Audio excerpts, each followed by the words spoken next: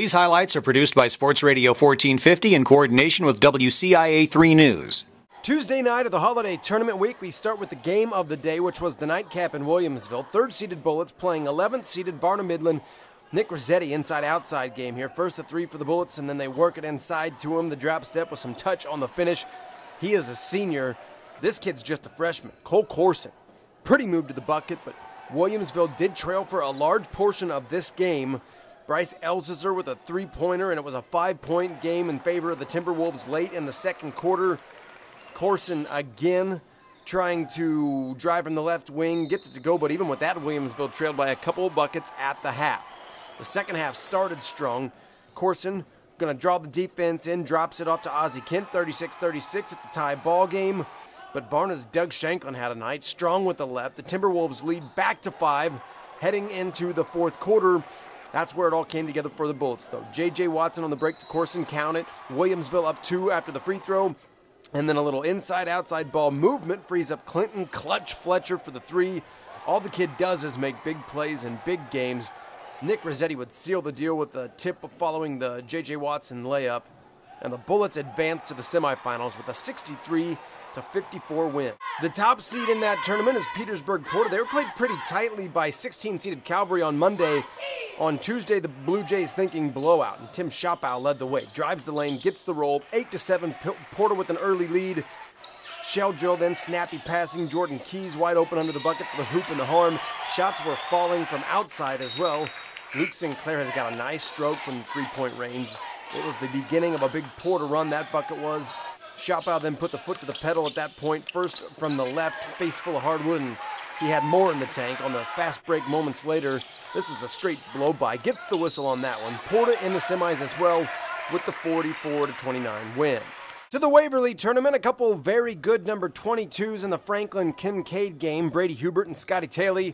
Taylor got to work immediately, and I mean immediately. This is the tip-off at the beginning of the game. Flashes control it. Colin Keltner finds his backcourt mate wide open from about 27 feet. 3-0 Franklin, but Kincaid had answers on their first possession. Jordan Gibson with the 3 for the Ponies. Tie ball game in the early going. Gibson had 12 on the day, and then Hubert running the break gets it to Nick Smith for the lay-in. Ponies out to a 7-3 lead.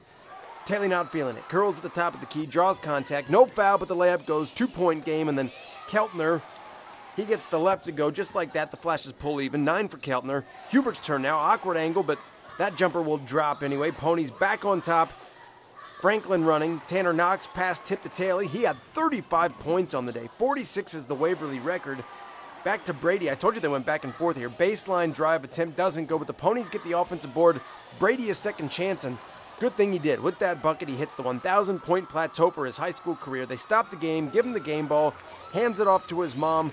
One of many historical moments at the Waverly Holiday Tournament, but Franklin gets the last laugh. Taylor drives, no-look pass to a wide-open Adam Bergschneider. Franklin into the semis with the 59-42 win. Earlier in the day, North Mac looking to make the third round of the winner's bracket as well, matched up with Greenfield. Panthers have relied on Tommy Yelinsky for a lot of their points this year. Primetime performer candidate last week. 3 more here, 22 on the day. He led all scorers. North Mac taking advantage of their size. Then Patrick Grayson slash into the hoop. Yelinsky not the only Panther to get 20. Dakota Eder had exactly 23 of them come on that shot from behind the arc. The Panthers starting to pull away, and then Grayson hits the 15-footer from the charity stripe. North Mac 51-44. The winners, they get a rematch with West Central on Wednesday. Last game of the day takes us to Carlinville. Riverton, the defending champ, looking to go back-to-back. Bunker Hill on the schedule today for the round-robin tournament. Big first quarter from senior Zach Yogers. Takes the no-look pass from Thomas Fitzgerald and scores it. And then the backdoor look from Will Schneider. Pump fake, lay-in is good, still not done. Look at that same play, but turn it around now, flip it. He pops out for the baseline jumper, gets it to go. He had 26 points on the day, still wasn't the leading scorer.